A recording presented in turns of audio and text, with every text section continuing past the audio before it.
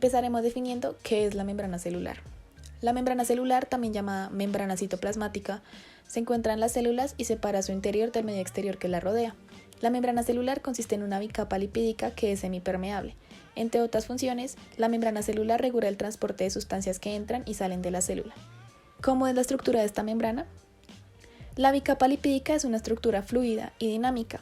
Este dinamismo de la bicapa se conoce como modelo de mosaico fluido, en el que se encuentran implicadas activamente todas las moléculas que forman parte de la bicapa, ya sean fosfolípidos, glucolípidos, esteroles y proteínas, entre otros. Primero que todo están los fosfolípidos. Los fosfolípidos son los componentes principales de la membrana celular.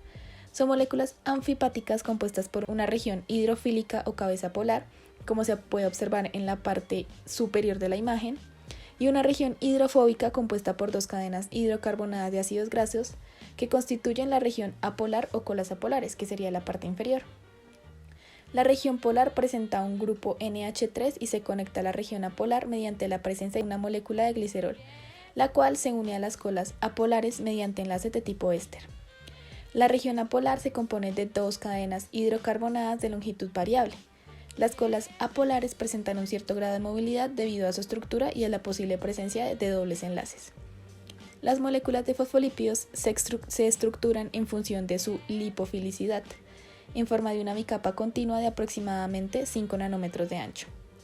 Esta bicapa establece como base para la estructura celular, es la matriz en la que se integran otras moléculas que tienen diferentes funciones y son imprescindibles para la vida.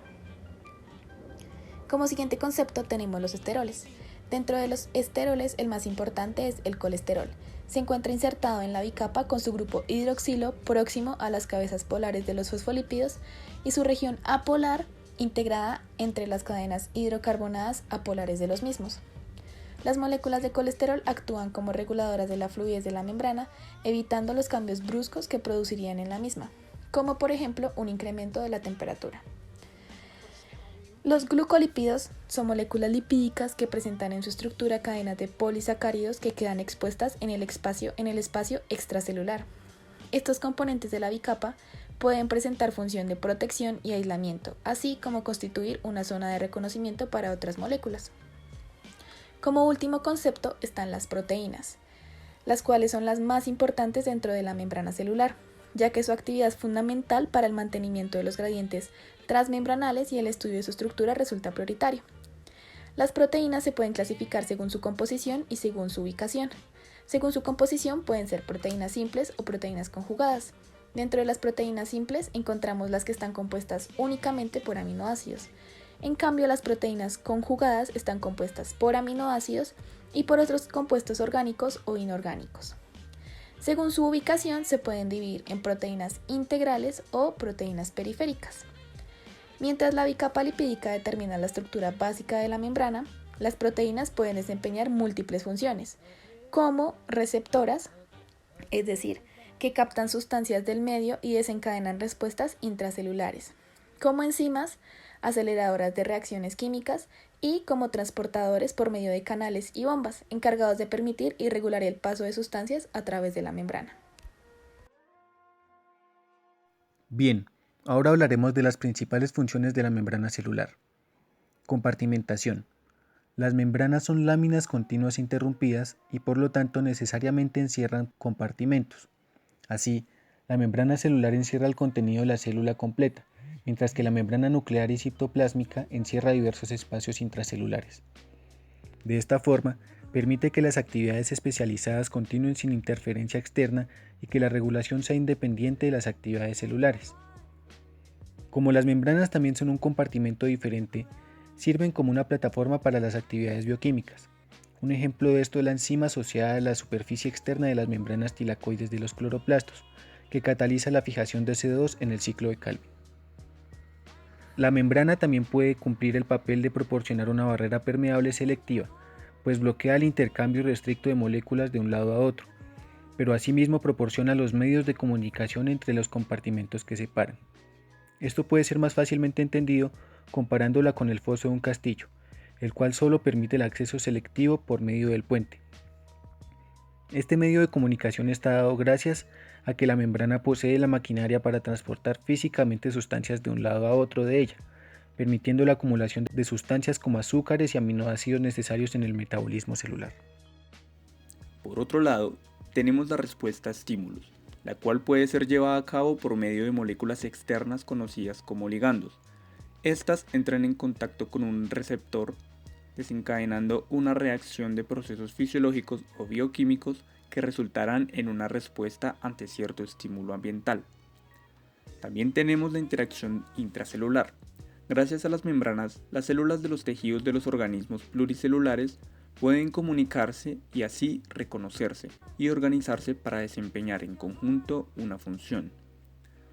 Finalmente tenemos la transformación de energía, como es el caso de las membranas de los tilacoides que se encargan de la fotofosforilación, síntesis de ATP a partir de la transformación del ADP.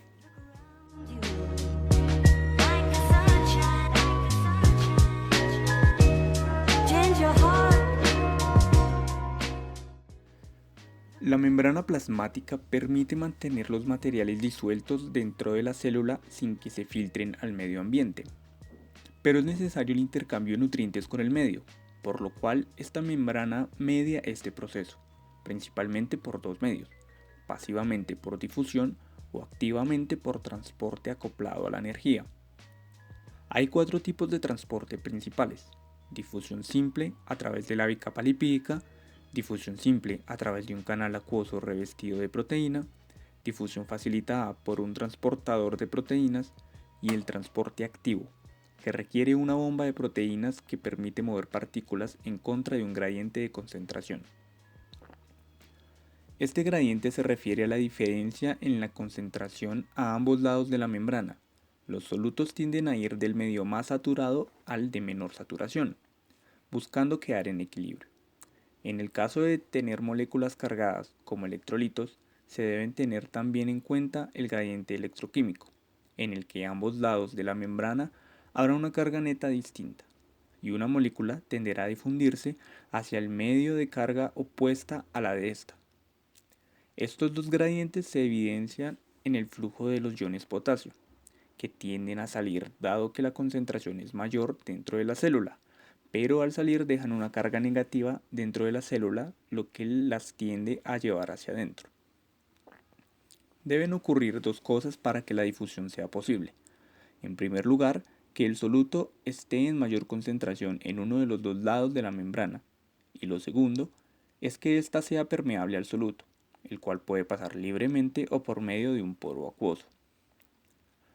Por otro lado, hay que analizar también las propiedades de la partícula que va a atravesar la membrana, dependiendo de su carga y su coeficiente de partición, y también de su tamaño.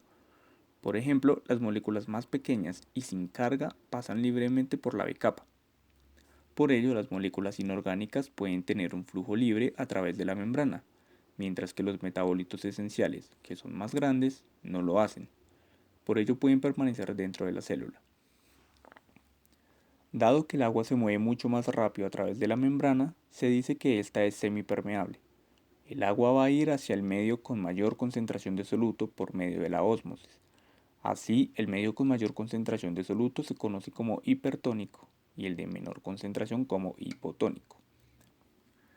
Una célula en un medio hipotónico ganará agua, mientras que en un medio hipertónico la perderá. Pero esto ocurre solo momentáneamente, puesto que luego, mediante la pérdida o ganancia de iones, llegará nuevamente a un equilibrio, haciendo que el medio se vuelva isotónico. En las plantas, este fenómeno permite a las células vegetales mantener la tungencia y dar soporte a sus estructuras.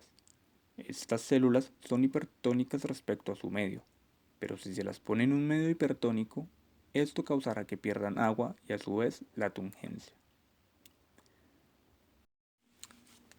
Luego tenemos la difusión de iones a través de membranas, que se llevan a cabo por medio de canales iónicos. Entre sus funciones tenemos la formación y propagación de un impulso nervioso, secreción de sustancias en el espacio extracelular, contracción muscular, regulación del volumen celular y la apertura de los poros estomáticos en las hojas de las plantas a través de los canales iónicos.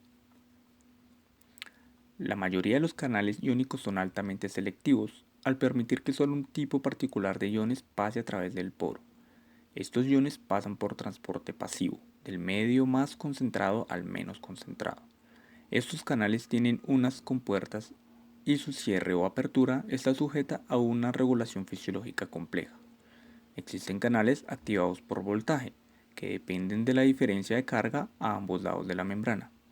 También hay canales activados por ligandos, que se abren o cierran al contacto con una molécula llamada ligando.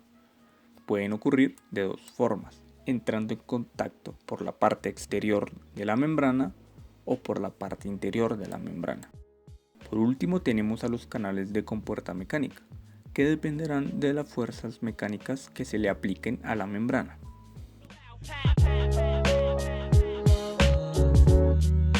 Difusión facilitada. Las sustancias siempre se difunden a través de una membrana desde un lugar de concentración mayor a otra región de menor concentración, pero no siempre es por medio de la bicapa lipídica o de un canal. La sustancia difusora en muchos casos se une primero selectivamente a una proteína que traspasa toda la membrana llamada transportador facilitador, que facilita el proceso de difusión. Se cree que la unión del soluto al transportador facilitador desencadena un cambio conformacional en la proteína, exponiendo el soluto a la otra superficie de la membrana donde puede difundirse gracias al gradiente de concentración, como se puede ver en el diagrama. Dado que el mecanismo opera pasivamente, puede mediar el movimiento de solutos en ambas direcciones. La dirección del flujo depende del gradiente de concentración.